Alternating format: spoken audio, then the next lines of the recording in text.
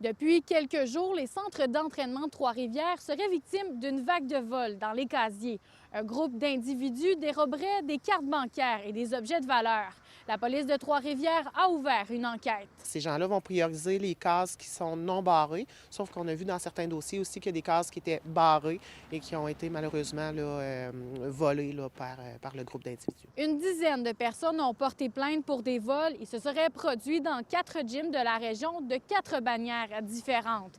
La police de Trois-Rivières est actuellement à la recherche d'informations pour identifier le groupe. Que ce soit des descriptions physiques, des images, même une plaque de véhicule là, peut venir nous aider là-dedans. Souvent dans les gyms, pour rentrer, il faut avoir une carte d'accès. Est-ce que les gens sont abonnés au gym ou est-ce qu'on passe peut-être le tourniquet d'entrée? Bien, ce qu'on vient dire aussi autant aux propriétaires de gym qu'aux utilisateurs de gym, c'est qu'effectivement, si vous voyez une personne qui semble avoir contourné justement le système de cartes, c'est sûr qu'on va demander aux gens là, de porter une attention à ça. Quelqu'un qui flanque dans le vestiaire sans raison, ou quelqu'un comme tel que mentionné qui aurait pu déjouer là, le système de sécurité de l'entrée. Les propriétaires de gym et la police de Trois-Rivières appellent à la prudence. Barrez votre case au gym, c'est déjà une bonne chose. On sait qu'il y a des cases qui ont été visitées qui étaient verrouillées, malheureusement.